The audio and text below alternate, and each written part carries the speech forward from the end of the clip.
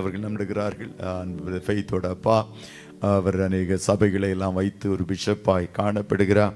தேவ வசனத்தை அவர் நம் நடுவில் பகிர்ந்து கொள்வார். ஆமென். கரங்களை தட்டி கர்த்தருடைய தாசனை வரவேற்போம்.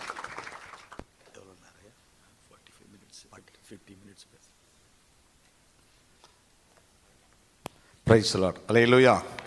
கூடி வந்திருக்கிற யாவரையும் இயேசு கிறிஸ்து நாமத்தினாலே உங்களை வாழ்த்து வரவேற்பதிலே மகிழ்ச்சி அடைகிறேன். திரும்பவும் இந்த இடத்துல கர்த்தருடைய வார்த்தையை கொடுப்பதற்கு இந்த நல்ல வாய்ப்பை கொடுத்ததுக்காக நான் கர்த்தரை ஸ்தோத்திரிக்கிறேன். சபை போதற்கும் கூடி வந்திருக்கிற எல்லா விசுவாசி பெருமக்களுக்கும் கர்த்தர் ஆசீர்வதிப்பாராக. அல்லேலூயா. ஆமென் சொல்லுங்களேன். அல்லேலூயா.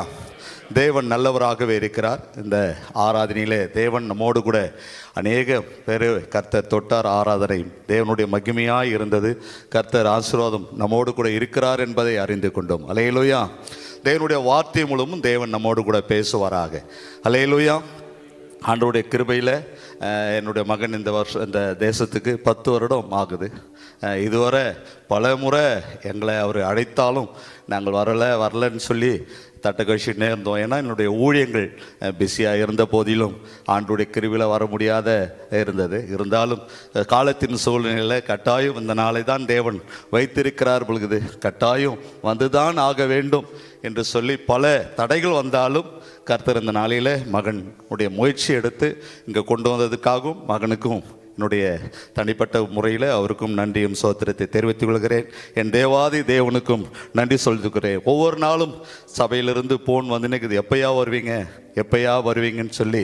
இருந்தாலும் கர்த்தர் நல்லவர். ஆண்டவர் அநேக ஒரு 15 திருச்சபைகளை தேவன் கொடுத்திருக்கிறார். அநேக ஊழியங்களை செய்து கொண்டு இருக்கிறபடியால் திடீர்னு என்ன பண்ண முடியல, வர முடியாத சூழ்நிலை. இருந்தாலும் கர்த்தர் வந்த நோக்கம் அப்போ கூட என் மகன்கிட்ட சொன்னேன், நான் வந்தால் அவங்க குழந்தை பார்க்கறதுக்கு மட்டும் நான் வரல, அங்கே எனக்கு வாய்ப்பை ஏற்படுத்தி கொடுப்பியா? ஏன்னா ஒரு அரசாங்க விடுமுறையில் கூட நாங்கள் ஊரை சுற்றி பார்க்கணும் அப்படின்னு இருந்ததே கிடையாது.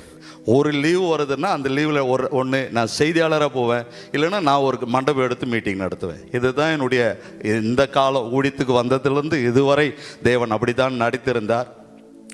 எந்த தேசத்திலும் நல்ல வாய்ப்பு கொடுத்ததுக்காக நான் கர்த்தரை ஸ்தோத்திரிக்கிறேன். நண்பு போதகருக்கு உள்ளத்தின் ஆழத்திலிருந்து என்னுடைய திருசபையின் சார்பில் நன்றியும் ஸ்தோத்திரத்தை தெரிவித்துக்கிறேன். அல்லேலூயா.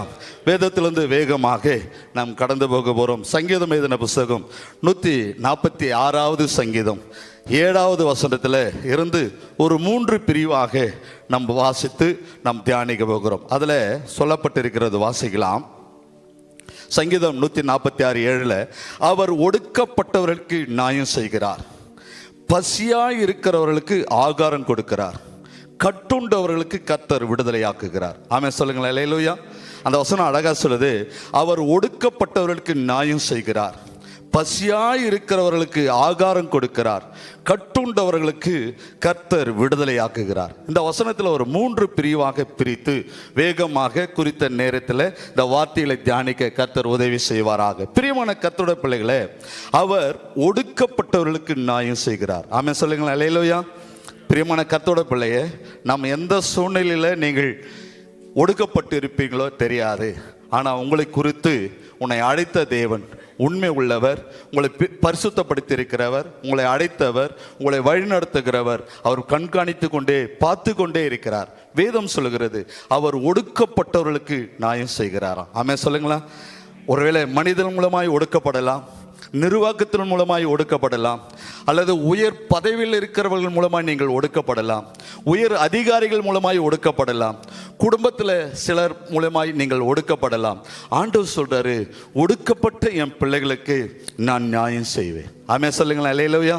நீங்கள் எந்த சூழ்நிலையில் எந்த வழியில் நீங்கள் ஒடுக்கப்பட்டிருக்கிறன்றது நம்ம லிஸ்ட் போட வேண்டியதில்லை. உன் இருதயத்தில் இருக்கிறதை தேவன் பார்த்து கொண்டே இருக்கிறார். நீ ஒடுக்கப்பட்டு இருப்பேயானால் பரலோகம் உனக்காக நியாயம் செய்கிறதா இருக்கிறது. அப்படியானால் வேகமாக அதை தியானிக்க போகிறோம். வாசிக்கலாம். உபாகம் 10:18 சொல்லப்பட்டிருக்கிறது, அவர் திக்கற்ற பிள்ளைகளுக்கும் விதவைகளுக்கும் நியாயம் செய்கிறாராம். அவர் யாருக்கு நியாயம் செய்கிறாராம்? திக்கற்ற பிள்ளைகளுக்கும் விதவைகளுக்கும் நியாயம் செய்கிறார். ஆமென் சொல்லுங்களேன். அல்லேலூயா. அப்படியான தேவ பிள்ளைகளை இந்த உலகத்தில் யார் நியாயம் செய்வாங்க? யாருக்கு சப்போர்ட் வருவாங்க? நல்ல ட்ரெஸ் இருக்கிறவங்களுக்கு, நல்ல பணம், நல்ல காரு, நல்ல வசதி இருக்கிறவங்களுக்கு நம்ம கேட்காமையும் 4 பேர் நம்ம பின்னாடி வந்து நிற்பாங்க, அல்லது சப்போர்ட்டாக இருப்பாங்க, உதவியாக இருப்பாங்க, நியாயம் பண்ணுவாங்க. ஆனால் ஒன்றுமே இல்லாமல் வறுமையில், தரித்திரத்தில், அழகு இல்லை, அந்தஸ்து இல்லை, பணம் இல்லை, வசதி இல்லை, அந்த மக்களுக்கு யாரும் உதவி செய்ய மாட்டாங்க. ஆனால் அந்த மக்களுக்கு பரலோகம் உதவி செய்தான். ஆமென் சொல்லுங்களேன். அல்லேலூயா. பாருங்களேன், இந்த உலகம் உங்களுக்கு உதவி செய்யல. இந்த உலகம் ஒருவேளை உங்களுக்கு உதவி செய்யணும்னா உங்ககிட்ட காசு பணம் இருக்கணும், உங்ககிட்ட நல்ல வசதிகள் இருக்கணும், நல்ல ஒரு உயர் பதவிகளில் இருக்கணும், ஒரு உயர அந்தஸ்தில் நீ இருக்கணும். அப்படி இருந்தியானால் இந்த உலகம் உனக்கு சப்போர்ட்டாக இருக்கும் அல்லது நியாயம் செய்யும். ஆனால் அந்த வேதம் சொல்லுகிறது, யாருக்கு ஆண்டவர் உதவி செய்கிறாரா? திக்கற்ற பிள்ளைகள். ஆமென் சொல்லுங்களேன். அல்லேலூயா. திக்கற்ற பிள்ளைகள், விதவைகளுக்கு நியாயம் செய்கிறவரும், அந்நியரின் மேல் அன்பு வைத்து அவர்களுக்கு அன்ன வஸ்திரத்தை கொடுக்கிறவருமாய் இருக்கிறார் என்று வேதம் சொல்கிறது. பிரியமான கர்த்தருடைய பிள்ளையே, ஆனால் வேதம் இந்த மாலை நேரத்தில் இந்த ஆராதனைக்கு வந்திருக்கிற உங்களை பார்த்து கர்த்தர் சொல்றாரு, நான் உங்களுக்காக நியாயம் செய்கிற தேவனாய் இருக்கிறேன். நான் உனக்கு நீதி தருவேன், நான் நீதி உள்ள வாசலை திறப்பேன், நான் நீதி உள்ள நியாயாதிபதியாய் இருப்பேன், நான் உனக்கு உதவி செய்ய. நீங்க ஒருவேளை நினைக்கலாம், ஐயோ நான் போற இடத்துல எனக்கு யாரும் சப்போர்ட்டா இல்லையே, யாரும் எனக்கு பரிந்து பேசுறதுக்கு யாரும் இல்லையே, யாரும் எனக்கு உதவி வர செய்வதற்கு யாரும் இல்லை என்று சொல்லி திகைத்து சோர்ந்து போயிருக்கலாம். சகோதரனே, கர்த்தர் சொல்றாரு, திக்கற்ற பிள்ளைகளுக்கு கர்த்தர் நியாயம் செய்கிறவராயிருக்கிறார். அதாவது நாம் ஆராதிக்கிற தேவன். ஆமென் சொல்லுங்களேன். அல்லேலூயா. அடுத்த வசனம் சொல்லப்பட்டிருக்கிறது, சங்கீதம் 82:3 வாசிக்கிறோம். ஏழைகளுக்கும் திக்கற்ற பிள்ளைகளுக்கும் நியாயம் செய்கிறார், சிறுமைப்பட்டவனுக்கும் திக்கற்றவனுக்கும் நீதி செய்கிறார். ஆமென் சொல்லுங்களேன். அல்லேலூயா. யாருக்கு செய்கிறாரா? நமக்கு ஆண்டவர் நீதி செய்கிற தேவன். யாருக்கு? திக்கற்ற பிள்ளைகளுக்கு, ஏழைகளுக்கு, கஷ்டப்படுகிறவர்களுக்கு, பாடுபடுகிறவர்களுக்கு, ஒடுக்கப்படுகிறவர்களுக்கு ஆண்டவர் சொல்றாரு நீதி செய்கிறாரா. ஆமென் சொல்லுங்களேன். அல்லேலூயா. கர்த்தர் உங்களுக்கு நீதி செய்கிற தேவனாய் இருக்கிறார். ஒருவேளை யாருக்கிட்ட எனக்கு நீதி வரல, எனக்கு சரியான பதில் எனக்கு வரல, எனக்கு சரியான காரியத்தில் எனக்கு நீதி கிடைக்கல, சோர்ந்து போக வேண்டாம். யாரும் நீங்க கவலைப்படவே வேண்டாம். கர்த்தர் உங்களுக்கு நீதி செய்கிறவராயிருக்கிறார். ஆமென் சொல்லுங்களேன். எத்தனை பேர் விசுவாசிக்கிறீங்க? ஆமென் சொல்லுங்களேன். அல்லேலூயா. உங்களுக்கு நீதி செய்கிற தேவனாய் இருக்கிறார் என்று வேதம் சொல்லுகிறது. பிரியமான கர்த்தருடைய பிள்ளைகளே, ஆண்டவருடைய வார்த்தை ஏழை பிள்ளைகளுக்கு அல்லது வறுமையில் கஷ்டப்படுகிற, பாடுபடுகிற அல்லது பல விதத்தில் கஷ்டப்படுகிற பிள்ளைகளுக்கு கர்த்தர் சொல்றாரு, ஆண்டவர் நான் உங்களுக்கு நீதி செய்வேன். ஒரு உலகம் உங்களுக்கு நீதி செய்யாமல் போகலாம், உலகம் உங்களுக்கு பரிந்து பேசாமல் போகலாம், ஆனால் ஆண்டவர் சொல்றாரு, நான் உங்களுக்கு நீதி செய்வேன். ஆமென் சொல்லுங்களேன். அல்லேலூயா. இப்படிதான் எங்கள் சபையில் ஒரு பெரிய பிரச்சனை வந்துச்சு. பெரிய பிரச்சனை வந்தால் அதை ஊழியம் செய்ய முடியாத பயங்கர தடைகள் வந்தது. தடைகள் வரும்போது அப்போ அது அடுத்த லெவலுக்கு போய் நம்மளுடைய தாசில்தார் லெவலுக்கு வெளியே அந்த பிரச்சனை போயிடுச்சு. இந்த ஜனங்களெல்லாம் மதம் மாற்றுறாங்க, ஜனங்களெல்லாம் இவங்க திசை திருப்புறாங்கன்னு சொல்லி தாசில்தார்கிட்ட போயிடுச்சு. தாசில்தார்களின் சைட்லேருந்து எங்களுக்கு தகவல் வந்தது, நீங்கள் இந்த நாளில் நீங்கள் வரணும்னு சொல்லி. நாங்கள் போகிறதுக்கு கிளம்பணும். போனால் எங்கள் சபை விசுவாசிகள் ஒரு 4 பேரை கூட்டிக்கின்னு நான் போனேன்.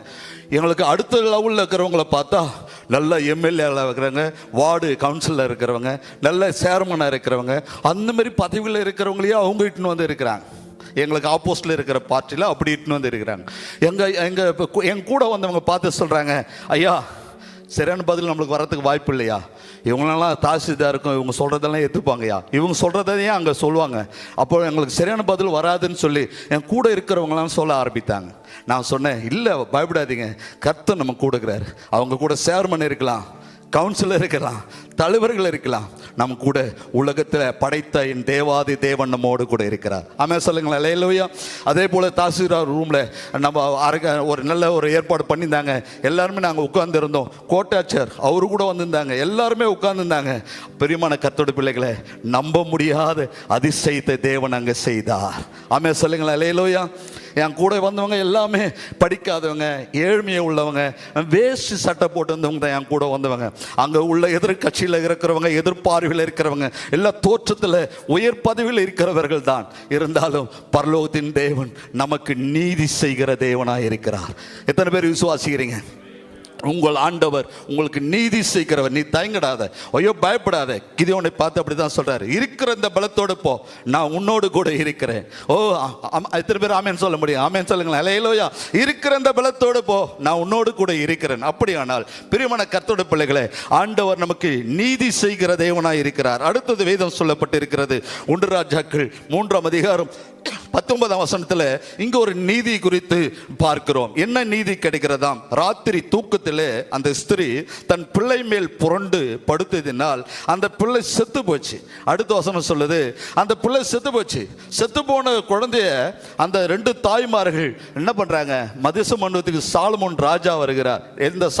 இந்த காரியங்கள் எல்லாம் நம்மளுக்கு தெரியும். ஆனால் இருந்தாலும் பாருங்க, அந்த தாய் உள்ளம் பதறிச்சு என்ன சொல்றாங்க? ஐயோயோ, என் குழந்தை என்ன பண்ணாதீங்க, கொல்லாத, அவளுக்கே கொடுத்துரு, எங்க போனாலும் என் குழந்தை உயிரோடு இருக்கட்டும், சாக வேண்டாம் என்று சொன்னதை அந்த இடத்துல பாருங்க, ராஜா உன்னையா யோசிக்கிற, யாருன்னு தெரியல, குழந்தை தாய் யார் என்பதை உடனே அங்க வெளிப்படுத்தி குழந்தைக்கு அங்க என்ன கிடைச்சது? நீதி கிடைச்சது. ஆமென் சொல்லுங்களேன். அல்லேலூயா. பிரியமான கர்த்தருடைய பிள்ளையே, அந்த வார்த்தை சொல்லப்பட்டு இருக்கிறது, நீதி உள்ள நியாயத்தை கர்த்தர் உனக்கு செய்கிற தேவனாய் இருக்கிறார். நீங்க நினைக்கலாம், ஐயோ நமக்கு வசதி இல்லை, நல்ல சப்போர்ட் பண்ணக்கூடிய நல்ல பதவியில் இருக்கிறவங்க இல்லை. இல்லை, பரலோகம் உனக்கு பின்னாடி இருக்கிறது. உனக்குள்ள தேவன் இருக்கிறார். அவர் நீதி செய்கிற தேவன். உனக்கு நீதியான காரியங்களே தேவன் செய்வார். எத்தனை பேர் விசுவாசிக்கிறீங்க? ஆமென் சொல்லுங்களேன். அல்லேலூயா. பிரியமான கர்த்தருடைய பிள்ளைகளே, அடுத்தது சொல்லப்பட்டு இருக்கிறது லூக்கா எழுதின புத்தகத்தில் 18ஆம் அதிகாரம் 5ஆம் வசனத்தில், இந்த விதவை என்னை எப்போதும் தொந்தரவு செய்து இருக்கிறபடியால், இவள் அடிக்கடி வந்து என்னை அலட்சியம் பண்ணினபடியால் இவளுக்கு நியாயம் செய்ய வேண்டும் என்று தனக்குள்ளே சொல்லி கொண்டான் என்று 5ஆம் வசனத்தில் சொல்லப்பட்டிருக்கிறது. 7ஆம் வசனத்தில், அந்தபடியே தேவன் தம்முடைய நோக்கி இரவும் பகலும் கூப்பிடுகிற தம்மால் தெரிந்து கொள்ளப்பட்டவர்கள் விஷயத்தில் நீடிய பொறுமுள்ளவராய் இருந்து அவர்களுக்கு நியாயம் செய்யாமல் இருப்பாரோ? ஆமென் சொல்லுங்களேன். அல்லேலூயா. எத்தனை பேர் விசுவாசிக்கிறீங்க? இரவும் பகலும் கர்த்தரை நோக்கி பார்த்து ஜெபிக்கிற, இரவும் பகலும் கர்த்தரை நோக்கி பார்த்து ஜெபிக்கிற உங்களை பார்த்து கர்த்தர் சொல்றாரு, நான் உங்களுக்கு நியாயம் செய்யாமல் இருப்பேனோ? ஆமென் சொல்லுங்களேன். அல்லேலூயா. இஸ்ரவேல் மக்கள் ஜனங்கள் எகிப்துல கூக்குரல் இடுகிற அந்த கூக்குரலின் சமூகத்தில் வந்து எட்டினுச்சுன்னு சொல்லி ஒரு மோசையை தேவன் அனுப்பினது உண்மையானால், உனக்கு நியாயம் செய்ய பரலோகத்திலிருந்து தேவ தூதர்களை கர்த்தர் அனுப்புவார். ஆமென் சொல்லுங்களேன். அல்லேலூயா. தேவன் உனக்காக அனுப்புவார். ஒரு மோசையை கொண்டு அந்த இஸ்ரவேல் மக்களுக்கு நியாயம் செய்து அந்த ஜனங்களை வழிநடத்தக்கூடிய ஒரு தலைவனாய் ஏற்படுத்தி தேவன் அனுப்பினார் என்றால், உனக்கும் தேவன் அனுப்புவார். உனக்கு ஒருவர் நியாயம் செய்ய தேவன் வருவார். உனக்கு நீ எதிர்பார்க்க மாட்ட, நீ அறியாம இருப்ப, எப்படி என்று சொல்லி கலங்கி நிற்ப. வேதத்தில் சொல்லப்பட்டிருக்கிறது. பிரியமான கர்த்தருடைய பிள்ளையே, அந்த வசனம் சொல்லப்பட்டிருக்கிற பாருங்க, இரவும் பகலும் கூப்பிடுகிறவளாகிய இவள் தம் தெரிந்து கொள்ளப்பட்டவளாகிய விஷயத்தில் நீடிய பொறுமுள்ளவளாய் இருந்து அவருக்கு நியாயம் செய்யாமல் இருப்பாரோ? ஆமென் சொல்லுங்களேன். அல்லேலூயா. பிரியமான கர்த்தருடைய பிள்ளையே, ஒடுக்கப்படுகிற உனக்கு கர்த்தர் நியாயம் செய்கிறவராயிருக்கிறார். எந்தெந்த விஷயத்தில் நீ ஒடுக்கப்படுகிறாயா? எந்தெந்த விஷயத்தில் நீ ஒடுக்கப்படுகிறன்னு தெரியல. ஒருவேளை கடத்தால் ஒடுக்கப்படலாம், கடன் அதிகமாகலாம், கடத்தால் ஒடுங்கி போகலாம். நீ அந்த விஷயத்தில் ஒடுங்கி போய் ஐயோ என்ன பண்ணுறது தெரியலன்னு சொல்றியா? கர்த்தர் சொல்றாரு, அந்த விஷயத்திலையும் கர்த்தர் நியாயம் செய்கிறவராயிருக்கிறார். வியாதியினால் ஒடுக்கப்படுகிறாயா? ஐயோ வியாதி, மருத்துவத்தால் போய் மருத்துவத்தையும் மாத்திர மருந்து எடுத்து பல வயதையும் பல டாக்டர்கள் பார்த்து சுகமடையிலேயே என்று சொல்லி சொந்து போகிறாயா? கர்த்தர் சொல்றாரு, வியாதியால் ஒடுக்கப்படுகிறவர்களுக்கு கர்த்தர் நியாயம் செய்ய போகிறார். அப்படியானால் அந்த வியாதி உன்னை விட்டு விலகி போகுவதாக. ஆமென் சொல்லுங்களேன். அல்லேலூயா. பிரியமான கர்த்தருடைய பிள்ளையே, அப்படிதான் வேதம் சொல்லப்பட்டிருக்கிறது. அப்படியானால் ஒடுக்கப்பட்டவர்களுக்கு கர்த்தர் நியாயம் செய்கிறவராயிருக்கிறார். ஒடுக்கப்பட்டவர்களுக்கு கர்த்தர் நியாயம் செய்கிறவர். நமக்கு தேவன் நியாயம் செய்கிறதாய் தேவனாய் இருக்கிறார். நமக்கு தேவன் நீதி செய்கிற தேவனாய் இருக்கிறார். உனக்கு ஐயோ எனக்கு நீதி கிடைக்கல, எனக்கு நியாயம் கிடைக்கல, என் பேச்சு எடுபடல, எல்லா இடத்துல நான் தலை குனிந்து போறேன், எல்லா இடத்துல தாழ்த்தி வரேன், எல்லா இடத்துல நான் அவமானப்பட்டு வரேன்னு சொல்லி சோர்ந்து போகிற சகோதரனே, உன் கண்ணீரை கண்ணீரை என் ஆண்டவர் பார்த்து கொண்டிருக்கிறார். உன் கண்ணீருக்கு தக்க பதில் கொடுக்கிற நேரம் வந்து விட்டது. உன் பதில் கொடுக்கிற நேரம், அல்லது உனக்கு நீதி செய்கிற நேரம், அல்லது உனக்கு உதவி செய்கிற தேவன் வந்து விட்டார். ஆமென் சொல்லுங்களேன். ஹல்லேலூயா. உனக்கு நீதி கிடைக்க போகிறது. ஒடுக்கப்பட்ட வாழ்க்கையிலிருந்து தேவன் உன்னை விலக்கி ஆராதனையில் அன்பு சகோதரன் பாடினது போல விசாலத்தில் தேவன் உங்களை வைக்க போகிறார். உங்க ஒடுக்கங்கள் எல்லாம் மாற்றி தேவன் விசாலமான வாழ்க்கையை தர வேண்டும் என்றால் இரவும் பகலும் ஆண்டவரை நோக்கி பார்த்து ஜெபிக்கிற ஜெபம் ஒரு நாளும் வீண் போகாதையா. அந்த ஜெபம் ஒரு நாளும் வீண் போகாது. பதிலை கொண்டு வருகிற நேரத்தை கர்த்தர் வைத்திருக்கிறார். ஹல்லேலூயா. அடுத்தது நாம் பார்க்கலாம் அதே வசனத்துல இரண்டாவது பகுதியாக பசியா இருக்கிறவளுக்கு ஆகாரத்தை கொடுக்கிறாரா. சொல்லுங்க. பசியா இருக்கிறவளுக்கு ஆகாரத்தை கொடுக்கிறார். முதலாவது பார்த்தோம், அவர் ஒடுக்கப்பட்டவர்களுக்கு நியாயம் செய்கிறார். முதல் பகுதி. இரண்டாவது பகுதியில் அதே வசனத்தில் பசியா இருக்கிறவர்களுக்கு ஆகாரம் கொடுக்கிறாரா. ஆமா சொல்லுங்களேன். ஹல்லேலூயா. ரெண்டு பிரிவா இதில் பார்க்க போறோம். ஒன்று பசியா இருக்கிறவங்களுக்கு ஆகாரத்தை கொடுக்கிறாரு. யாருக்கு கொடுக்கணும், யாருக்கு கொடுக்க கூடாதுன்றதை வேதத்தில் பார்க்க போறோம். முதலாவது பார்க்கிறோம் ரோமர் எழுதின புத்தகத்தில் 12ஆம் அதிகாரம் 20வது வசனத்தில் பார்க்கும்போது, அன்றியும் உன் சத்துரு பசியா இருந்தால் அவனுக்கு போஜனம் கொடு. யாருக்கு கொடு? யாருக்கு கொடு? நீ வாழக்கூடாதுன்னு நினைக்கிறானே, உன் வாழ்க்கையில் நீ டெவலப்மெண்ட் ஆகக்கூடாதுபடி நினைக்கிறானே, நீ முன்னேறக்கூடாதுபடி நினைக்கிறானே, நீ உயர்வு அடையக்கூடாதுபடி நினைக்கிறானே, உன் சத்துரு, உன்னை விரோதி, உன்னை வாழக்கூடாதுன்னு நினைக்கிறவன், நீ நல்லா இருக்க கூடாதுபடி நினைக்கிறவன், அவனுக்கு என்ன பண்ணணுமா? போஜனத்தை கொடுக்கணுமா. ஆமென் சொல்லுங்களேன். ஹல்லேலூயா. அந்த வசனம் அழகா சொல்லிட்டு பாருங்க. அன்றியும் உன் சத்துரு பசியா இருந்தால் அவனுக்கு போஜனம் கொடு. அவன் தாகமா இருந்தால் அவனுக்கு தாகம் தீர்க்கும்படி அவனுக்கு தாகத்தை என்ன பண்ணுங்க? தண்ணீரை கொடு. ஆண்டு அப்படி செய்வதனால் அக்கினி தழலை அவன் தலைமையில் என்ன பண்றீங்களா? குவிக்கிறேன். ஆமென் சொல்லுங்களேன். ஹல்லேலூயா. அக்கினி தழலை அவன் தலைமையில் குவிக்கிறாய். என்னை கேட்டுக்கொண்டிருக்கிற கர்த்தருடைய பிள்ளை, அப்படியானால் கர்த்தர் சொல்றாரு, பசியா இருந்தேன், நீயோ எனக்கு என்ன பண்ணல, ஆகாரத்தை கொடுக்கலன்றார். மத்திய எழுதின புத்தகத்தில் 25ஆம் அதிகாரத்தில் நம்ம வாசிக்கிறோம். 21ஆம் வசனம் என்ன பண்றாரு? நீ பசியா இருந்தே, நீ எனக்கு ஆகாரம் கொடுக்கல. இயேசு அம்மா கேட்கிறார், நான் பசியா இருந்தேன், நீ ஆகாரம் கொடுக்கல. நான் தாகமா இருந்தேன், என் தாகத்தை தீர்க்க நீங்க முன் வரல, கொடுக்கல. அப்போ சீடர்கள் பார்த்து கேட்குறாங்க, ஏசப்பா எப்பப்பா நீங்கள் பசியாக இருந்தீங்க, எப்பப்பா தாகமாக இருந்தீங்கன்னா? ஏசாமி சொல்கிறாரு, இந்த சிறுவர்களுக்கு எதை செய்கிறியோ அதுவே எனக்கு செய்தது போல. ஆமென் சொல்லுங்களேன். ஹல்லேலூயா. 25:42ஆம் வசனத்திலிருந்து நம்ம வாசிக்கும் போது அந்த வசனம் அழகாய் சொல்லப்பட்டு இருக்கிறது. அப்படியானால் பிரியமான கர்த்தருடைய பிள்ளைகளே, வேத வசனத்தின்படி நம்மளுக்கு விரோதியாக இருக்கிறவங்களை நீங்கள் விரோதின்னு நினைக்கவே வேண்டாம். ஐயோ நம்மளுக்கு துன்பப்படுத்துறாங்கன்னு சொல்லி துன்பப்படுத்துறவங்களை நீ அவங்களை சத்ருவாய் நினைக்கவே வேண்டாம். நீ பழகிறது போல பழகு, அவனை ஃப்ரெண்டாகவே நினை, அவனுக்கு கொடுக்கறதெல்லாம் கொடு. அவனுக்கு அது தீமையினால் வெல்லாமல் நன்மையினால் வெல்லும் போது தான் தேவன் நாமம் மகிமைப்படும். தேவன் அந்த இடத்துல உன்னை உயர்த்துவார். ஆமென் சொல்லுங்களேன். ஹல்லேலூயா. பிரியமான கர்த்தருடைய பிள்ளைகளே, கர்த்தருடைய வார்த்தை அப்படியே சொல்லப்பட்டு இருக்கிறது. நீதிமொழிகள் 25:21 கூட சொல்லப்பட்டு இருக்கிறது. உன் சத்துரு பசியா இருந்தால் அவனுக்கு புசிக்க ஆகாரம் கொடு, அவன் தாகமா இருந்தால் குடிக்க தண்ணீரை கொடு. நீதிமொழிகள் சொல்றார், உன் சத்துரு பசியா இருந்தால் என்ன பண்ணு? ஆகாரம் கொடு. ஆனா நம்ம என்ன பண்ணுவோம்? ஐயோ அவனுக்கு போய் அவன் என்ன வாழவே கூடாதுன்னு நினைக்கிறான், அவனுக்கு போய் எப்படியா நம்ம கொடுக்கறது, அவனுக்கு போய் நம்ம எப்படி செய்யறது, அப்படிதான் நம்ம யோசிப்போம். அப்படி அல்ல. ஆண்டவர் சொல்றாரு, அவனுக்கு கொடு. தீமையை தீமையினால் வெல்லக்கூடாதையா, தீமையை நன்மையினால் செய். அது உனக்கு டபுள் விதமான ஆசீர்வாதங்களை கர்த்தர் கொண்டு வருவார். இரட்டத்தனையான ஆசீர்வாதங்களை தேவன் தர முடியும். நம்ம இன்னைக்கு சில ஆசீர்வாதங்களை நம்ம என்ன பண்றோம்? விட்டு விடுகிறோம். சில ஆசீர்வாதங்களுக்கு தூரமாய் விலகி வருகிறோம். அப்படி அல்ல. ஆண்டவர் சொல்றாரு, உன் சத்துரு பசியா இருந்தால், ஒருவேளை அவன் கஷ்டப்படுறவனா இருந்தா, ஒருவேளை அவனுக்கு உதவி செய்யறதுக்கு நம்மளுக்கு நிறைய முறை உதவி கேட்டிருப்போம், ஹெல்ப் கேட்டிருப்போம், பல காரியங்களுக்கு அவன் கிட்ட போயிருப்போம், அவன் என்ன பண்ணியிருப்பான், அவனுக்கு இசைந்து வந்திருக்க மாட்டான், அவனுக்கு முகம் காட்டி பேசியிருக்க மாட்டான். இப்போ அவன் ஹெல்ப் பண்ணி கேட்கறதுக்கு வரவான், கட்டாயம் செய். அந்த செய்வது போது தான் அந்த ஆத்துமாவை நீ பரலோக ராஜ்யத்துக்கு தகுதி உடையவனாய் மாற்ற முடியும், அல்லது அந்த ஆத்துமாவை நீ பாதாளத்துக்கு போகாதபடி தப்புவிக்க முடியும். பிரியமான கர்த்தருடைய பிள்ளையே, அந்த வசனம் அப்படிதான் சொல்லப்பட்டிருக்கிறது. அப்படியானால் தேவ பிள்ளைகளே, நாம் ஒவ்வொருவரும் பசியா இருக்கிறவர்களுக்கு ஆகாரம் கொடுக்கிறதுனால அந்த ஆகாரத்தின் மூலம் அவர்களை தேவராஜ்யத்தில் கொண்டு வருகிறோம்.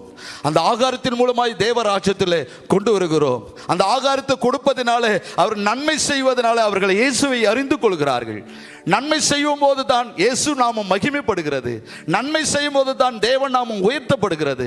பிரியமான பிள்ளைகளே, கர்த்தருடைய வார்த்தை சொல்லுகிறது, ஆகாயத்து பறவைகளை கவனித்து பாருங்கள், அவைகளை விதைப்பதும் இல்லை, அடிப்பதும் இல்லை, களஞ்சத்தில் சேர்ப்ப வைப்பதும் இல்லை, அவைகளை பிறப்பிட்டுகிற பரமபிதா உங்களையும் என்ன பண்ணுவாரா? பிழைப்பூட்டுகிறார். அவைகள் காட்டிலும் நம்ம யாரா? விசேஷித்தமானவர்கள் என்று வேதத்திலே பார்க்கிறோம். அப்படியானால் பிரியமான கர்த்தருடைய பிள்ளைகளே, நாம் பசியாய் இருக்கிறவர்களுக்கு உதவி செய்ய வேண்டும். கஷ்டப்படுகிறவர்களுக்காக உதவி செய்ய வேண்டும். தேசத்துக்காக ஜெபிக்க வேண்டும். ஒருவேளை யாராவது நம்மளுக்கு தெரிந்தவர்கள் பலவீனப்பட்டு இருக்கலாம், நம்மளை தெரிந்தவர்கள் யாராவது நோயில கஷ்டப்பட்டு இருக்கலாம், அல்லது வியாதியில் இருக்கிறவர்களாய் தெரிந்தால் அவர்களுக்காக ஜெபித்து பாரு, கர்த்தர் உன்னை ஆசீர்வதிப்பார். அப்படித்தான் ஒரு திருச்சபைக்கு நான் போயிருந்தேன். அந்த திருச்சபையில் பிரசங்கிப்பதற்காக அழைத்திருந்தேன். கிட்டத்தட்ட ஒரு 400-500 பேருக்கு மேலே உட்கார்ந்துருந்தாங்க. அப்போ ரொம்ப சாட்சி நேரத்தில் ஒரு அம்மா ஜன்னல் பிடிச்சி எழுந்துக்குது. நான் நினச்சேன், இந்த அம்மா பாட்டியம்மா எங்கே வெளியே போகிறாங்க பொழுது, பின்னாடி கூட உட்கார்ந்துருக்கலாமே, இவங்க இந்த நேரத்தில் எழுந்துக்கிறாங்களே, வழி இல்லாத இடமே இல்லை, இந்த மாதிரி பாதையே இல்லை, அப்படி உட்கார்ந்து இருக்கிறாங்களே சொல்லி யோசித்து இருக்கிறேன். ஜன்னல் பக்கம் எழுந்து அந்த அம்மா சாட்சி சொல்லுது. என்ன சாட்சி தெரியுமா? என் பேரன் படிச்சுட்டு படிப்பெல்லாம் முடித்து விட்டு வீட்டில் இருக்கிறான். ஆனால் போன 2 வாரத்துக்கு முன்னாடி சபையில் ஒரு தம்பி, நான் படிச்சுட்டு வேலைக்கு போக முடியாமல் வீட்டில் இருக்கிறதுனால என் வீடு பயங்கர கஷ்டத்தில் இருக்கிறது, மழை பயங்கர கடனில் இருக்கிறது, பயங்கர பிரச்சனை, குடும்பத்தில் சமாதானம் இல்லைன்னு சொல்லி அந்த பிள்ளை சொன்னான். அதுக்காகவே நான் ஜெபம் பண்ணேன் 2 வாரமும். அந்த பையன் பேரை சொல்லி அவன் குடும்பத்தில் இருக்கிற கஷ்டத்துக்கு கடனுக்காகவே நான் ஜெபம் பண்ணேன். இதை கேட்டுட்டு என் பேரை என்னோட பேசாமல் போயிட்டான். என்ன பாட்டி, நானும் படிச்சுட்டு வீட்டில் தானே இருக்கிறேன், நம்ம வீட்டில் மட்டும் கஷ்டம் இல்லையா? நம்ம வீட்டில் கூட கடன் இல்லையா? நம்ம வீட்டில் கூட பிரச்சனை இல்லையா? அவனை பேரே சொல்லி ஜெபம் பண்ணுறியோ, கொஞ்சம் கூட கேப்பில் என் பேர் வரலையேன்னு சொல்லி என் பேரை என்னோட பேசாமல் நிறுத்திட்டான். ஆனால் என்ன நடந்தது தெரியுமா? நான் ஜெபிச்ச பையனுக்கு வேலை வரல, என் பேரனுக்கு அரசாங்கத்தில் வேலை கிடைச்சிக்குது. கைத்தட்டல சொல்லுங்களேன், ஹல்லேலூயா. பாருங்க, இவங்க ஜெபித்தது இன்னொருத்தருக்கு தான், ஆனால் இவன் பேரனுக்கு ஜெபிக்கல, ஆனால் கர்த்தர் பார்க்குறாரு. பாருங்களேன், ஃபஸ்ட்டு வேலை இந்த அவங்க ஜெபித்து உங்களுடைய பேரனுக்கு வேலை கிடைத்ததுன்னு நம்ம பாட்டியம்மா சாட்சி சொன்னாங்க. என்னை கேட்டுக்கொண்டு இருக்கிற கர்த்தருடைய பிள்ளையே, அதே போல தான் நமக்கு முடிந்த அளவுக்கு யாராவது உதவி செய்து பாருங்க. நம்மளால் முடிந்தவர்களுக்கு இன்னும் ஹெல்ப் பண்ணி பாருங்க. முடிந்தவர்களுக்காக ஜெபிங்க. உங்களால் பணத்தால் அவங்களுக்கு உதவி செய்ய முடியலனா கூட, பொருளால் கூட உதவி செய்ய முடியல, ஜெபிக்க முடியல, ஜெபிச்சு பாருங்களேன். அப்படி ஜெபிப்பதினால் தேவன் நம்மை ஆசீர்வதிக்கிறவராயிருக்கிறார். அந்த ஜெபம் தேவன் விரும்புகிற ஜெபமாயிருக்கிறது. என்னை கேட்டுக்கொண்டு இருக்கிற கர்த்தருடைய பிள்ளைகளே, அப்படியே இருந்தால் முதலாவது பார்த்தோம், ஒடுக்கப்பட்டவர்களுக்கு அவர் நியாயம் செய்கிறார். பசியாயிருக்கிறவர்களுக்கு அவர் என்ன பண்றாரு? ஆகாரத்தை கொடுக்கிறார். 3வது வாசிக்கலாம், அதே வசனத்தில் 3வது பகுதியாக 146வது சங்கீதம் 7ஆம் வசனத்தில், கட்டுண்டவர்களை கர்த்தர் விடுதலை ஆக்குகிறார். ஆமென் சொல்லுங்களேன், ஹல்லேலூயா. ஆண்டவர், நம்ம ஆண்டவர் யாரு? கட்டுண்டவர்களை கர்த்தர் விடுதலை ஆக்குகிறவராயிருக்கிறார். தேவ பிள்ளையே, கட்டுண்டவர்களை கர்த்தர் விடுதலையாக்குகிறார். அப்படியானால் வேதத்தில் வாசிக்கலாம், சங்கீதம் 102வது சங்கீதம் 19ஆம் வசனத்தில் சொல்லப்பட்டிருக்கிறது, கர்த்தர் கட்டுண்டவனின் பெருமூச்சு கேட்டு கொலைக்கு நியமிக்கப்பட்டவர்களையும் விடுதலையாக்குகிறார். கட்டுண்டவர்களுடைய பெருமூச்சை கர்த்தர் கேட்கிறாரா? என கேட்டுக்கொண்டு இருக்கிற கர்த்தருடைய பிள்ளையே, தேவ ஜனமே, உன் பெருமூச்சை கர்த்தர் கேட்கிறார். நிறைய பேர் சொல்லுவார்கள், ஐயா என் தலைக்காணி நனையுது. செங்கல்பட்டில் ஒரு திருச்சபையில் நான் பிரசங்கம் பண்ணிட்டு, ஆறுதலின் தேவன் என்றதான தலைப்பில் பிரசங்கம் பண்ணிட்டு முடிச்சுட்டு அந்த பாஸ்டர் சொன்னார், எல்லாருக்கும் ப்ரேயர் பண்ணுங்க பாஸ்டர், இந்த வரேன்னு சொல்லிட்டு கீழே போயிட்டார். அப்போ எல்லாருக்கும் ப்ரேயர் பண்ணுகிறேன். ஒரு அம்மா மட்டும் பின்னாடி வரவங்களுக்கெல்லாம் வழி கொடுத்துட்டு பின்னாடி போகுது. நான் ஒருத்தர் கூட ஜெபம் பண்ணும் போது ஐயா பிரசங்கம் நல்லா இருக்குதுன்னு சொல்லுவாங்கன்னு பார்க்குறேன், ஒருத்தர் கூட சொல்லலை. நடை ஒருத்தர் கூட சொல்லலையே சொல்லி அப்படியே நான் ஃபீட்பேக்கு கேட்குறேன். நம்மளே கேட்கக்கூடாது, அவங்க வாயாலே தானே சொல்லணும்னு சொல்லி அப்படியே யோசித்து ஜெபிச்சுட்டு கொண்டு இருக்கிறேன். எல்லாரும் ஜெபிச்சு முடிச்சது. கடைசி அந்த அம்மா நான் பார்த்தேன், என்னம்மா வந்தவங்களுக்கெல்லாம் வழி விட்டுட்டு நீ பின்னாடி வந்தான்னா அந்த அம்மா என்ன சண்டை போகிறதுக்குன்னே வந்து இருக்கு. என்ன சண்டை போடுது அந்த அம்மா. என்ன ஆறுதல் தேவன் சொல்ற, நல்லா தான் பேசுன 3 பாயிண்ட், ஆறுதல் தேவன் சொல்லி 3 பாயிண்ட் பேசுனீங்க, நல்லா தான் இருந்தது. ஆனால் என்ன எங்கே ஆறுதல் படுத்துறாரு? இரவு நேரத்தில் எனக்கு தலைக்காணி நனைது தெரியுமா? பாத்ரூமில் போனால் கூட நான் சரியானபடி பாத்ரூமில் அழாமல் வரல தெரியுமா? நான் தனிமையில் எவ்வளோ அழகிறேன்னு ஆண்டவருக்கு தெரியலையா? என்னை ஆறுதல் படுத்தலையே. அப்போ தான் சொன்னேன், எவ்வளோ பேர் ஜெபம் பண்ணின்னு போனாங்க, யாருமே சொல்லலை. இப்போதான் தெரியுது இந்த செய்தியை கர்த்தர் உனக்காகவே கொடுத்திருக்கிறார். அம்மா சொல்லுங்களேன், அல்லேலூயா. இந்த செய்தி உனக்காகவே கொடுத்திருக்கிறார். அப்போ நான் கேட்டேன், என்னதாம்மா பிரச்சனை? அவங்க சொல்கிறாங்க, 37 வயசு ஆகுது எனக்கு, இதுவரை திருமணம் நடக்கலை, வசதியான குடும்பம் இல்லை, ஓலை கொட்டா, வரவங்க மாப்பிள்ளையெல்லாம் வரான், பொண்ணு பிடிச்சிக்குதுன்றான், வீட்டை பார்த்துட்டு அவங்க கேட்குற கௌரி தரமுல்லைன்னு சொல்லி திரும்பி போயிடுறான். எனக்கு எப்போ கல்யாணம் நடக்கும்? எனக்கும் கல்யாணம் நடக்குமா? எனக்கும் கல்யாணம் நடந்து குழந்தை குட்டி பெற்றுக்க முடியுமா, வருமானு சொல்லி சொல்லும்போது நான் சொன்னேன், சகோதரி, இதுவரை எனக்கு ஒரு கேள்விக்குறியாக என்னுடைய வாழ்க்கையில் என் மனதில் இருந்தது. இந்த செய்தி யாருக்கு தான் போய் சேர்ந்தது? 10-20 பேருக்கு மேலே ஜெபித்தோம், யாருமே சொல்லலையேன்னு சொல்லி இருந்தேன். இந்த செய்தியை கர்த்தர் உனக்கு தான் கொண்டு வந்தார். கர்த்தர் எனக்கு இந்த வார்த்தை கொடுத்தது உண்மையானால் உண்மையாகவே உன் திருமண தடையை கர்த்தர் மாற்றி கர்த்தர் உன்னை ஆறுதல் படுத்துவார்னு சொன்னேன். ஆமென் சொல்லுங்களேன், அல்லேலூயா. சில நாள் கழிந்து அதே சகோதரிக்கு என் கையாலே திருமணத்தை நடத்தி வைக்க கர்த்தர் உதவி செய்தார்.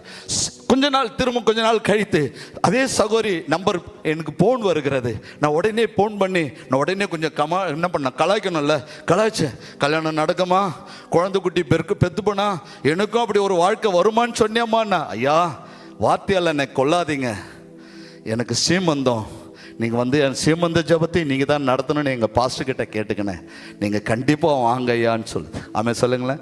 37 வயசு வரை அவங்களுக்கு தடையாக இருந்தது. தேவன் கட்டுண்டவர்களை கர்த்தர் விடுதலை ஆக்குகிறார். ஆமென் சொல்லுங்களேன், அல்லேலூயா. எத்தனை பேர் விசுவாசிக்கிறீங்க? ஆமென் சொல்லுங்களேன். என்னை கேட்டுக்கொண்டு இருக்கிற கர்த்தருடைய பிள்ளைகளே, பெருமூச்சு உன் கண்ணீரை கர்த்தர் கேட்கிறாரையா, உன் பெருமூச்சை கர்த்தர் கேட்கிறார். உன் இருட்டில் தனிமையில் யாரும் இல்லாத நேரத்தில், இரவு நேரத்தில், படுக்கை நேரத்தில் அழறிய அந்த ஒரு சொட்டு கண்ணீர் கூட வீணா போகவே போகாது. கர்த்தர் அதுக்கு கேட்டு பதில் கொடுக்கிறவராக இருக்கிறார். எத்தனை பேர் விசுவாசிக்க முடியும்? ஆமென் சொல்லுங்களேன். அந்த வசனம் அப்படித்தான் சொல்லுது. அவர் என்னவா சங்கீதம் 92:19 கட்டுண்டவருடைய பெருமூச்சை கேட்கிறார். திருசபையே, இங்கே எத்தனை பேர் பெருமூச்சியோடு, ஐயோ நல்ல சம்பளம் இல்லை, நல்ல வேலை இல்லை, நல்ல பிள்ளைகளுக்கு போதுமான வசதி வாய்ப்பு இல்லை, நல்ல வீடு இல்லை, ஐயோ கடன், பெருமூச்சியோடு இருக்கிறீங்களோ தெரியல. கர்த்தர் சொல்றாரு, உன் பெருமூச்சை கேட்டு உன் கட்டுகளை கர்த்தர் மாற்ற போகிறார், உன் பிரச்சனைகளை கர்த்தர் மாற்ற போகிறார். எத்தனை பேர் நீங்க இந்த வசனத்தை விசுவாசித்து நம்புவீங்களானால் இந்த வார்த்தை உன் வாழ்க்கையில நிறைவேறும். எத்தனை பேர் விசுவாசிக்க முடியும்? ஆமென் சொல்லுங்களேன், அல்லேலூயா. என கேட்டுக்கொண்டு இருக்கிற கர்த்தருடைய பிள்ளைய கர்த்தர் அப்படியே செய்வாராக. அடுத்தான் தானியேல் எழுதின புத்தகத்தில் 3:23 கூட கட்டுண்டவர்களாய் யாரை போட்டாங்களா? சாத்ராக், மேஷாக், ஆபேத்நேகோவை போட்டாங்க. இப்படி போட்டாங்க, கட்டுண்டவர்களாய் போட்டாங்க. ஆனா ராஜா சொல்றாரு 24வது வசனத்துல, கட்டு இல்லாதவர்களாய் உலாவுறாங்களாம். ஆமென் சொல்லுங்களேன். எத்தனை பேர் நீங்க கட்டப்பட்டு தள்ளப்பட்டாலும் கர்த்தருடைய வல்லமையான காரியம், நீ ஜெபிக்கிற ஜெபம், நீ வாசிக்கிற வேத வாசிப்பு, நீ கர்த்தரை துதிக்கிற துதி, நீ கர்த்தர் மேல் வைத்திருக்கிற நம்பிக்கை, கட்டு உள்ளவனாய் நீ இருந்தாலும் கட்டு இல்லாதவனாய் கர்த்தர் மாற்ற தேவனாலே கூடும். எத்தனை பேர் விசுவாசிக்கிறீங்க? ஆமென் சொல்லுங்களேன். யார் சொல்றது தெரியுமா? அந்த யார், எந்த ராஜா அதிகாரம் கொடுத்து எந்த ராஜா அந்த அக்கினில போடுவதற்கு அதிகாரம் கொடுத்தானோ அதே ராஜா சொல்றாரு, கட்டுண்டவர்களாய் போட்டோம். ஆனா 3 பேர், இப்ப கட்டு இல்லாம எத்தனை பேர் இருக்கிறாங்களா? 4 பேர். ஆமென் சொல்லுங்களேன், அல்லேலூயா. நீ கட்டு உள்ளவனாய் கண்ணீரோடு இருப்பையானால் உன் குடும்பத்தில் இயேசு இருக்கிறாருன்னு அர்த்தம், உன்னோடு கூட கர்த்தர் இருக்கிறார் என்று அர்த்தம். உன்னை ஆறுதல் படுத்த முடியாது, அதிலிருந்து உன்னை வெளியே கொண்டு வர முடியாது. எந்த பிரச்சனை, பெரிய ப்ராப்ளம், ஐயோ இதில் மாட்டினா இதிலிருந்து வெளியே வர முடியாது அப்படின்னு சொல்லி பலர் போன்னு கூட உனக்கு வரலாம். பலர் உன்னை என்ன பண்ணலாம், ஃபீட்பேக் கொடுத்து உன்னை இன்னும் விசுவாசம் குறைவாக கூட மாற்றலாம். கர்த்தர் சொல்றாரு, சகோதரனே சகோதரியே, கட்டுண்டவனுடைய பெருமூச்சை கேட்டு கட்டுகளிலிருந்து விடுதலை ஆக்குகிற தேவனாய் இருக்கிறார். அப்படி சாத்ராக், மேஷாக், ஆபேத்நேகோவை கர்த்தர் கட்டிலிருந்து தேவன் விடுதலை ஆக்கினாரானால் உன்னையும் தேவன் கட்டுள்ளிருந்து விடுதலை ஆக்குவாராக. ஆமே சொல்லுங்களேன் அல்லேலூயா. ஆமே சொல்லுங்களேன் அல்லேலூயா. பவுலும் சீலாவும் கட்டுண்டவர்களாய் கையும் காலும் கட்டி எப்படி இருந்தாங்களாம், தலைக்கீழாக என்ன பண்ணுறாங்க, தொழு மரத்தில் மாட்டி வச்சுக்கிறாங்க. தலைக்கீழே இருக்குது, காலு மேலே இருக்கிறது. அந்த நேரத்தில் கூட அவங்க கொஞ்சம் நேரம் கூட சும்மாவே இல்லை. 16ஆம் அதிகாரம் அப்போஸ்தலர் 16:27 சொல்லப்பட்டு இருக்கிறது. கொஞ்ச நேரம் கூட கர்த்தரை சும்மா விடலை, கர்த்தரை துதிக்க ஆரம்பித்தார்கள்.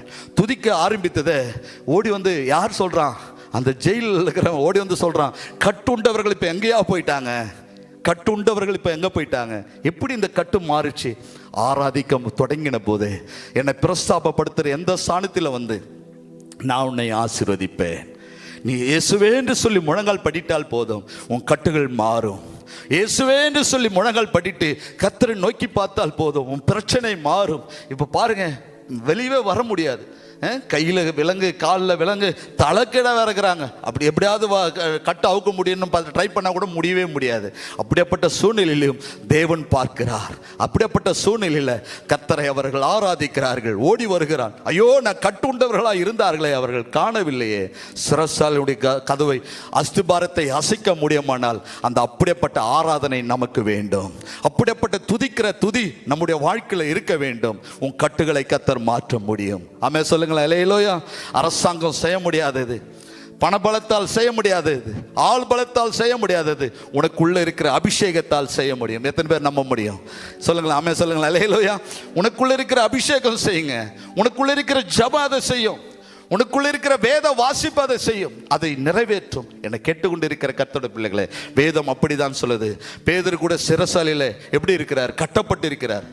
பேதுருக்கு சிறைசாலையில் கட்டப்பட்டு இருக்கிற 12ஆம் அதிகாரம் 6ஆம் வசனத்தில் சொல்லுது. அப்போஸ்தலர் 12:6 சொல்லுது, பேதுரு 2 சங்கிலினால் கட்டப்பட்டு என்ன பண்ணுகிறார் இருக்கிறார்.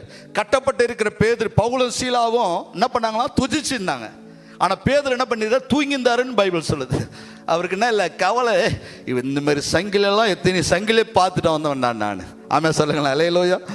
இப்படிப்பட்ட சங்கிலி, இப்படிப்பட்ட விலங்கு, இப்படிப்பட்ட கட்டெல்லாம் நான் பார்த்துட்டோம்டா. எனக்குள்ள இருக்கிறவர் இந்த சங்கிலியை உதிர்ந்து போக செய்யக்கூடும். எத்தனை பேர் விசுவாசிக்கிறீங்க? பாருங்களேன், சின்ன பயம் கூட, அந்த வசனத்தை நான் தியானிக்கும் போது பார்த்தேன், சின்ன பயம் கூட அவருக்கு, பதட்டம் கூட இல்லை. ஐயோ என்ன நடக்குமோ, அடா பாய்ங்க இப்படி பண்ணிட்டீங்களாடா அப்படின்னு கூட சொல்லலை. ஆனால் என்ன நடந்து தெரியுமா? அந்த வசனம் சொல்லுது 7ஆம் வசனத்தில், சபையார் சேர்ந்து ஜெபிக்கிறாங்க. அப்போ சபையில் ஜெபிக்கிற ஜெபம் எவ்வளோ வல்லமுள்ள ஜெபம் பாருங்க. ஐயா கூட சொன்னாங்க, எந்த ஜபத்தையும் மிஸ் பண்ணாதீங்க, கலந்து கொள்ளுங்கன்னு சொன்னாங்க. ப்ரேயர், பரிந்து பேசுகிற ஜபம் இங்கே ஒவ்வொரு புதன்கிழமையும் நடக்குது. நானும் ஒரு வாரம் வந்து பிரசங்கித்தேன். இந்த ஜபம், சபையில் ஜபிக்கிற ஜபம் கட்டுகளை உடைக்கிற ஜபம். ஆமாம் சொல்லுங்களேன். அல்லேலூயா. பேதுரு சிறைசாலையில் கட்டி வச்சிருக்கிறாங்க, கட்டி வச்சிருக்கிறாரு. அவரு ஜபிக்கல, பேதுரு ஜபிக்கல. பவுலும் சீலாவும் ஆராதித்தார்கள், பவுலும் சீலாவும் கர்த்தரை துதித்தார்கள். அஸ்திபாரம் அதிர்ந்தது, அவங்களுடைய விலங்கெல்லாம் கட்டெல்லாம் உடைக்கப்பட்டது. ஆனா பேதுரு ஜெபித்தாரா? இல்ல. சபையார் ஜெபிக்கிறாங்கய்யா. கட்டுள்ள குடும்பம், கஷ்டப்படுகிற குடும்பத்திற்காக, வேதனைப்படுகிற குடும்பத்துக்காக, கட்டப்பட்ட குடும்பத்துக்காக, நல்ல வாழ்க்கை இல்லாத குடும்பங்களுக்காக, நல்ல வருமானம் இல்லாதவர்களுக்காக, நல்ல வேலை இல்லாதவர்களுக்காக, நல்ல பிள்ளைகளுக்கு நல்ல படிப்பு இல்லாதவர்களுக்காக, திருமண தடைக்காக, கர்ப்ப தடைக்காக ஜெபிக்கிற அந்த ஜபம், சபையில ஜெபிக்கிற ஜபம். கர்த்தர் சொல்றாரு, என்ன நடந்து தெரியுமா? விழாவில தட்டி அடாப்பாய் சங்கிலிய போவும் கையில் இருந்ததெல்லாம் என்ன ஆயிடுச்சு? ரிமாயிடுச்சு, வெளியே போயிடுச்சு. உன்னையாட தூங்கினுக்கிற குறைக்குட்டு எழுந்துக்கோ. எங்க தட்டி எழுப்புறாராம்? விழாவிலே தட்டி எழுப்பினார். ஆமென் சொல்லுங்களேன். விழா என்னாலே நம்மளுக்கு எல்லாருக்கும் தெரியும். விழாவிலிருந்து தான் எடுத்து ஒரு மனுஷிய தேவன் உண்டாக்கினார். அப்போ மணவாளனாகிய கர்த்தர் நம்மை தட்டி எழுப்பக்கூடியவராக இருக்கிறார். ஆமென் சொல்லுங்களேன். கை தட்டல சொல்லுங்களேன். அல்லேலூயா, அல்லேலூயா. பிரியமான கர்த்தருடைய பிள்ளைகளை, விழாவிலே தட்டி எழுப்பினான் தேவதூதன். ஒவ்வொரு தேவ பிள்ளைகளே, நீ மனுஷியா இருந்தாலும் ஆணா இருந்தாலும் நம்ம எல்லாம் மணவாட்டிகளாக இருக்கிறோம். மணவளனாகிய கர்த்தர் நம்மை வந்து விழாவுக்கு சொந்தக்காரவராக இருக்கிற அவர் நம்மளை வந்து தட்டி எழுப்பி, சோர்ந்து போகாத சகோதரா, நீ போக வேண்டிய தூரம் வெகு தூரம், சோர்ந்து போகாத என்று சொல்லி தட்டி எழுப்பக்கூடிய கர்த்தர் நம்மோடு கூட இருக்கிறார். ஆமென் சொல்லுங்களேன். அல்லேலூயா. ஆனா சபையில ஜெபிக்கிற ஜெபம் அவ்வளவு பவர்ஃபுல் ஜெபம். தனிப்பட்ட ஜெபிக்கிற ஜெபம் அவ்வளவு வல்லமுள்ள ஜெபம். பிரியமான கர்த்தருடைய பிள்ளைகள், அப்படியானால் தேவன் அப்படியான ஒரு காரியத்தை தேவன் நமக்கு செய்ய கூடும். கடைசியா ஒன்று சொல்லி நான் முடிக்க ஆசைக்கிறேன். லூக்கா எழுதின புத்தகத்தில் 13ஆம் அதிகாரம் 16ஆம் வசனத்தில் சொல்லப்பட்டிருக்கிறது, இதோ சாத்தானால் 18 வருஷம் கட்டப்பட்டிருந்த ஆபிரகாமின் குமாரத்தியாகிய ஏவலை ஓய்வு நாளிலே கட்டிலிருந்து அவுக்க வேண்டியது என்ன என்று சொல்லி கேட்கிறதை பார்க்கிறோம். ஆபிரகாமின் குமாரத்தியாகிய ஏவலை 18 வருஷம் என்ன பண்ணிக்கிறானா? கட்டியிருக்கிறான். 18 வருஷம் கட்டப்பட்டிருக்கிறான். 18 வருஷம் கட்டப்பட்டிருக்கிறான். 18 வருஷம் கட்டப்பட்டிருக்கிற ஆபிரகாமின் குமாரத்தியா இருக்கிற அவளை கர்த்தர் சொல்றாரு, இந்த கட்டிலிருந்து அவுக்க வேண்டியது இல்லையா? பிரியமான கர்த்தருடைய பிள்ளையே, எத்தனை வருஷத்துல நீ கட்டு இருக்கிறன்றது இல்லை. தேவன் ஒரு வார்த்தையில, ஒரு நொடியில, ஒரு செகண்ட்ல தேவன் உங்களுக்கு என்ன பண்ண முடியும்? சுகம் தர முடியும். உடனே 18 வருஷம் அவளை வேணும் நிம்மற முடியாத கூனியா இருந்தால், அடுத்த வசனம் சொல்லு, கொஞ்சம் கூட நிம்மற முடியாத கூனி. ஒரு இன்ச்சு கூட உன் வாழ்க்கையில டெவலப்மெண்ட் ஆக முடியாது இருக்கிறியா? ஒரு இன்ச்சு கூட உன் வாழ்க்கையில உயர முடியாம இருக்கிறையா? ஐயோ, ஒன்று போனா ஒன்று வருதுயா, ஒன்று போனால் 2 செலவு வருது, நான் வாங்குறதுக்கும் செலவுக்கும் அதிகமாகுது, எனக்கு மீதி எடுக்க முடியலன்னு நினைக்கிறியா? வேதம் சொல்லுது, அந்த வசனம் அழகா சொல்லுது, அவளை வேணும் நான் நிம்மற முடியாத கூனியா இருந்தாலும். நிம்மற முடியாத கூனி, கொஞ்சம் கூட அவளுடைய வாழ்க்கையில் நிம்மற முடியாது. நிம்மற முடியாத பிரச்சனைகள். ஐயோ, என்ன பிரச்சனைங்க, என்ன சாவர வழியும் அந்த பிரச்சனை என்னை விட்டு போவாதுன்று இவங்களே ஒரு முத்திரை குத்துவார்கள். சாவர வழியும் அந்த பிரச்சனை என்னை விட்டு போகாது, சாவர வழியும் எனக்கு அந்த பிரச்சனை இருக்குயா, ஒன்றும் பண்ண முடியாது. எல்லாங்க வேதம் சொல்லுது, அவளை வேணும் நிம்மற முடியாத கூனியா இருந்த 18 வருஷம் கட்டப்பட்டு சாத்தானால் கட்டப்பட்டு இருக்கிற அந்த கட்டை தேவன் அற்புதம் செய்யக்கூடமானால், என்னை கேட்டுக்கொண்டிருக்கிற கர்த்தருடைய பிள்ளையே, உங்களுடைய வாழ்க்கையிலும் தேவன் அற்புதம் செய்வார். ஒருவேளை சாத்தானால் என்றால் மாந்திரிகத்தினால் கட்டப்பட்டிருக்கலாம், மனுஷிகமாய் கட்டப்பட்டிருக்கலாம், பொல்லாத ஆவியினால் கட்டப்பட்டிருக்கலாம், எரிச்சல் ஆவியினால், பொறாமை ஆவியினால் கட்டப்பட்டிருக்கலாம். எந்த சூழ்நிலையில, எந்த நோக்கத்தில் நீ கட்டப்பட்டிருக்கிறாயோ அந்த கட்டிலிருந்து தேவன் அவுக்க கூடும். உன் கட்டை தேவன் மாற்ற போகிறார். உன் கட்டை தேவன் அவுக்க போறார். ஆனால் அந்த 18 வருஷம் அந்த கூனி எங்க இருந்தாங்க? வீட்டில் இல்லைங்க, தேவாலயத்தில் வந்தா. நம்ம நிறைய பேர் நினைக்கிறது என்ன தெரியுமா? சின்ன பிரச்சனையா, சரி இன்னைக்கு சர்ச்சுக்கு லீவ் விடு, இன்னைக்கு ஜெபத்தில் லீவ் விடு, பைபிள் படிக்கிறது லீவ் விடு, இன்னைக்கு தனிப்பட்ட ப்ரேயர் லீவ் விடு. ஏன்னா லீவ் ஏன்? பிரச்சனை. இந்த பிரச்சனை என்ன பண்ணுறது? பிரச்சனை இல்லைன்னா தான் சபைக்கு வரணும்னு இல்லைங்க, அவ்வளோ பிரச்சனை.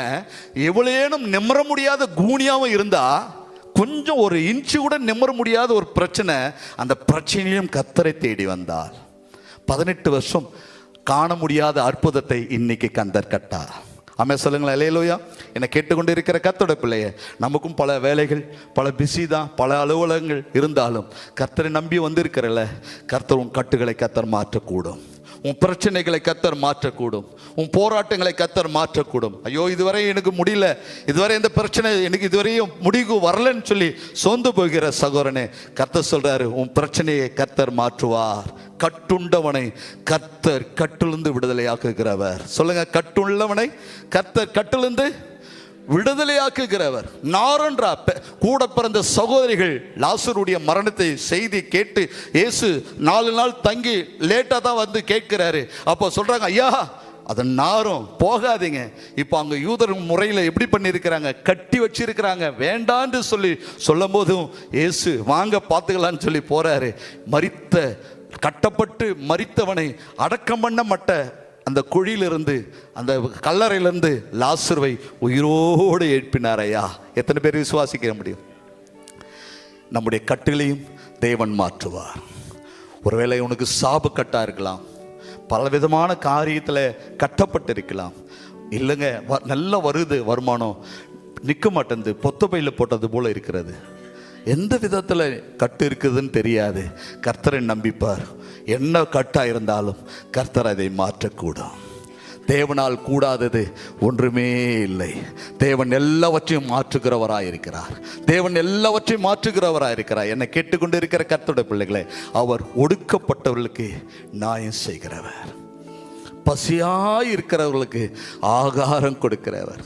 சொல்லுங்க, பசியாய் இருக்கிறவர்களுக்கு ஆகாரம் கொடுக்கிறவர், கட்டுண்டவர்களை கர்த்தர் விடுதலை ஆக்குகிறவர். என் ஊழியத்தின் பாதியில் ஏசப்பாவை நான் கேட்ட கேள்வி என்ன தெரியுமா? ஏசப்பா, எனக்கு நல்ல கிருபை தாங்க, நல்ல வல்லமை தாங்க, நல்லா இத்தனை சர்ச்சை நான் கட்டணும், இத்தனை தலைமை போதகராக நான் இருக்கணும்னு நான் கேட்கல. நான் கேட்டது என்ன தெரியுமா? நான் இப்படி ஊழியத்துக்காக வந்துட்டேன், எனக்கு வயிறு நிறைய சோறு கொடுங்கப்பா. சாப்பாடு இல்லாமல் நாங்கள் பல நாட்கள், பல காலங்கள் நாங்கள் இருக்கிறோம். வயிறு நிறைய எனக்கு சாப்பாடு கொடுத்தா போதும். சொல்லி தேவ சமூகத்தில் அழுத நாட்கள் உண்டு, கண்ணீரோடு ஜெபித்த நாட்கள் உண்டு. ஏன்னா நாங்கள் சாப்பிட்ட நாட்களை எண்ணிடலாம், சாப்பிடாமல் இருந்த நாட்களை எண்ணவே முடியாது. பல நாட்கள். இப்போ கூட என்னுடைய மகள் சொல்லுவா, பால் மோர் குடிமான்னா, எனக்கு எங்கே பால் கொடுத்தீங்க சின்ன வயசில்? கஞ்சி தண்ணி கொடுப்பாட்டணும். பால் வாங்க முடியாமல் கஞ்சி தண்ணி கொடுப்பாட்டணும். பிரியமான கர்த்தருடைய பிள்ளைய, கர்த்தர் எதுக்காக இதை சொல்கிறேன்னா பெருமைக்காக சொல்லலை.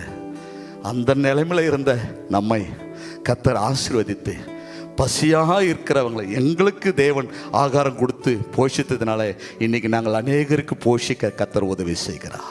ஆமென் சொல்லுங்களேன். அல்லேலூயா. உங்களுடைய வாழ்க்கையில் கூட கட்டுண்டவனை கர்த்தர் விடுதலையாக்க போகிறார். உங்களை ஒடுக்கப்பட்டவர்களுக்கு நியாயம் செய்கிற தேவன், பசியாக இருக்கிறவர்களுக்கு ஆகாரம் கொடுக்கிற தேவன். எல்லாரும் கண்களை மூடி ஜெபிக்கலாம். இயேசுவே, எல்லாரும் சொல்லுங்க, ஆண்டவரே, நானும் நிறைய நேரங்களில் ஒடுக்கப்பட்டு இருக்கிறேயா, நிறைய நேரத்தில் நானும் ஒடுக்கப்பட்டு இருக்கிறேன். உலக சூழ்நிலையினால் ஒடுக்கப்பட்டு இருக்கிறேன், மன ரீதியாக ஒடுக்கப்பட்டு இருக்கிறேன், தனிமையினால் ஒடுக்கப்பட்டு இருக்கிறேன், வறுமை கடனால் ஒடுக்கப்பட்டு இருக்கிறேன், வியாதியினால் ஒடுக்கப்பட்டு இருக்கிறேன், உயர் அதிகாரிகளால் ஒடுக்கப்பட்டு இருக்கிறேன். எனக்கு நீதி கிடைக்காதான்னு சொல்லி ஏங்கின நாட்கள் உண்டு. இன்னைக்கு கர்த்தர் என்னோடு கூட பேசியிருக்கிறீங்க. இன்னைக்கு கர்த்தர் என்னோடு கூட பேசியிருக்கிறீங்கப்பா. எனக்கு நிச்சயம், எனக்கு ஒரு நம்பிக்கை இன்னைக்கு வந்திருக்குது. எனக்கும் நீதி கிடைக்கும், எனக்கும் நியாயம் செய்கிறவர் இந்த உலகத்தில் யாரும் இல்லைனாலும் ஏசப்பா இருக்கிறேன்ற ஒரு நம்பிக்கை எனக்கு வந்துச்சுன்னு சொல்லி எத்தனை பேர் நம்ப முடியும்? விசுவாசிக்கிறவங்க எத்தனை பேர்? மகளே, நான் உனக்கு நீதி செய்கிற தேவனா இருக்கிறேன். ஒடுக்கப்பட்ட நாட்கள் உன் வாழ்க்கையில் முடிந்து போக போகுது. உன் துக்க நாட்கள் முடிந்து போகும். உனக்கு நீதியுள்ள நியாயாதிபதியா நான் வந்து நின்று உங்களுக்கு நீதி செய்ய போகிறேன். ஐயோ, பசியாக இருக்கிறவளுக்கு ஆகாரம் கொடுக்கிறேன். வருமானம் குறைவா இருக்கிறது, வாடகை கொடுக்க முடியல, பிள்ளைகளுக்கு நல்ல படிப்புக்கு செலவு பண்ண முடியல, நல்லா சாப்பிட முடியலன்னு சொல்லி ஏங்கி கொண்டிருக்கிற சகோதரனே, சகோதரியே, விருப்பப்பட்டது சாப்பிட முடியலன்னு சொல்லுது வேதம் சொல்லுகிறது. நீதிமான் விரும்புகிறது அவனுக்கு கொடுக்கப்படும் என்று வேதம் சொல்லுகிறது. பசியா இருக்கிற சகோதரனே, நீதிமான் அப்பத்துணைக்காக அலைந்து திரிவது என் கண்கள் கண்டதில்லையே என்று கர்த்தர் சொல்லுகிறார். சகோதரனே, சகோதரியே, உன்னை போஷிக்கிற கர்த்தர் உன் நடுவில் இருக்கிறார். அதாவது உனக்குள்ளே இருக்கிறார். உன்னை போஷிக்கிற கர்த்தர், உன்னை வழிநடத்துகிற கர்த்தர் உன்னோடு கூட இருக்கிறார். சகோதரா, மூன்றாவதாக பார்த்தோம், கட்டுண்டவனை கர்த்தர் விடுதலையாக்கி இருக்கிறார். ஓ சகோதரா, எந்த சூழ்நிலை நீ கட்டப்பட்டு இருக்கிறன்னு தெரியல. ஆனா கர்த்தர், நான் வேதத்தை தியானிக்கும் போது இந்த வசனத்தை பிரசங்கிக்கும்படி கர்த்தர் சொல்லியிருக்கிறார். ஒருவேளை உன் கட்டுகளை கர்த்தர் மாற்றக்கூடும்.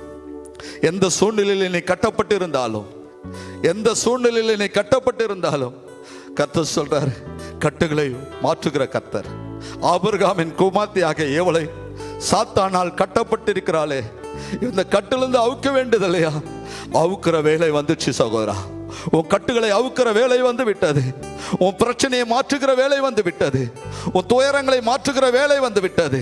உன் சூழ்நிலை இல்லாமைகளை மாற்றுகிற வேலை வந்து விட்டது. சகோதரா, என்னை கேட்டுக்கொண்டு இருக்கிற கர்த்தருடைய பிள்ளைய, கர்த்தர் சொல்றார், உன் கட்டுகளிலிருந்து நான் விடுதலையாக்குவேன். ஒடுக்கப்பட்டவர்களுக்கு நியாயம் செய்து, ஒடுக்கப்பட்டவர்களுக்கு நியாயம் செய்து, பசியாக இருக்கிறவர்களுக்கு ஆகாரத்தை கொடுத்து, கட்டுண்டவர்களை நான் விடுதலையாக்குவேன் சொன்னீங்களப்பா. இந்த திருச்சபையை நம்பி இருக்கிற ஒவ்வொரு குடும்பங்களுக்கு அச்சபிக்கிறேன்.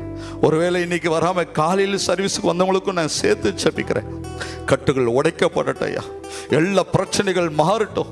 கர்த்தர் எனக்கு விடுதலை தந்தார், கர்த்தர் எனக்கு ஆண்டவரை அற்புதம் செய்தார் என்று சொல்லட்டையா. கர்த்தர் அப்படியே செய்யுங்க. உங்களை ஆசீர்வதிங்கப்பா. கிருபைகள் சூழ்ந்து கொள்ளட்டும். ஒவ்வொருவருக்கும் கட்டுகள் மாறட்டும். வியாதி என்ற கட்டுகள், பிரச்சனை என்றதான கட்டுகள், வியாதி என்ற கட்டுகள், ஆண்டவரை பண கஷ்டன்றதான கட்டு, கடன் என்றதான கட்டு, திருமணம் நடக்கக்கூடாதபடி கட்டு, பிள்ளைகள் பிறகக்கூடாதபடி கட்டு, என்னென்ன தடைகள் இருக்கிறதோ தடைகள் எல்லாம் மாற்றுகிற கர்த்தர் உடைய மகிமை இறங்கட்டும். ஏசு கிறிஸ்துவின் நாமத்தினால உடைய வல்லமை இறங்கும்படியாக ஜெபிக்கிறேன். உடைய மகிமை இறங்கும்படியாக ஜெபிக்கிறேன். ஒவ்வொரு மேலும் உடைய வல்லமை இறங்கட்டும் ஐயா. ஒவ்வொரு மேலும் உடைய வல்லமை இறங்கட்டும்.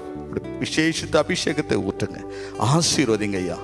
இந்த பிள்ளைகளோடு இந்த வார்த்தை நிறைவேறட்டும். இந்த வார்த்தை அப்படியே ஆமேன் என்று செய்யுங்கப்பா. கர்த்தர் ஆசீர்வதி. ஏசு கிறிஸ்துவின் நாமத்தில் ஜெபிக்கிறோம் நல்ல பிதாவே. ஆமேன், ஆமேன்.